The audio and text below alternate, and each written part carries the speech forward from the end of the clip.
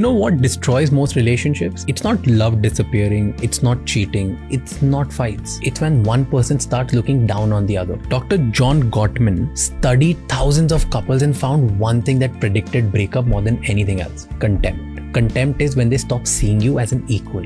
When they start seeing you someone beneath them, someone lesser, someone stupid, someone more annoying. And once contempt enters, the relationship is basically over.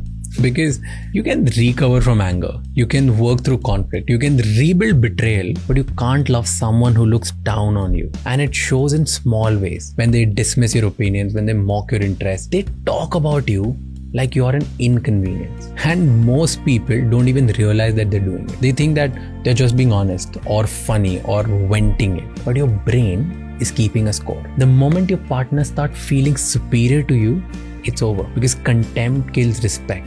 And without respect, there's no relationship.